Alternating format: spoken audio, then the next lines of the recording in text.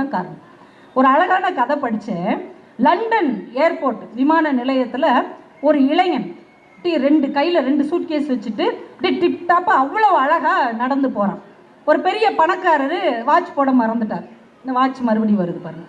அவர் இவர்கிட்ட கேட்குறான், தம்பி மணி எத்தனை அப்படின்ட்டு. அவன் 2 சூட்கேஸையும் கீழே வச்சுட்டு அப்படி ஃபுல் ஹேண்ட் ஷர்ட்டை மடிச்சு விட்டு அப்படி வாட்சை பார்த்து, சார் நீங்கள் எந்த நாட்டு மணி கேட்குறீங்க அப்படிங்கிறான். எந்த நாட்டு நேரமா?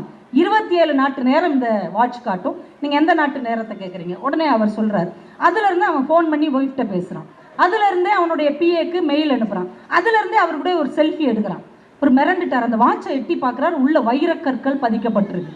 அந்த முள்ளு தங்கத்திலேயே செய்யப்பட்டிருக்கிறது. இவ்வளவு அழகான ஒரு சிறப்பான வாட்ச் நம்மளை மாதிரி ஆளுகள்கிட்ட தான் இருக்கணும், இவங்ககிட்ட இருக்கக்கூடாது அப்படின்னு அவர் முடிவு பண்ணி, தம்பி இந்த வாட்ச் என்ன ரேட்டாக இருந்தாலும் எனக்கு கொடுத்துருங்க. இல்லை சார் இது நான் ரொம்ப ஆசையாச்சு அப்படிலாம் சொல்லக்கூடாது.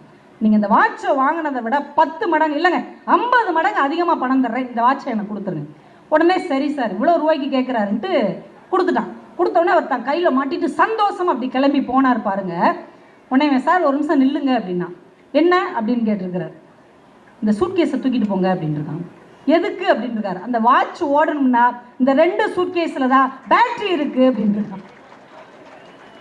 நம்ம எப்பயுமே மற்றவங்க கையில் கட்டி இருக்கிற விலை உயர்ந்த கடிகாரத்தை கவனிக்கிறோமே தவிர அவர்கள் தூக்கி சுமந்து கொண்டிருக்கிற சுமையை பார்க்க மறந்து விடுகிறோம்.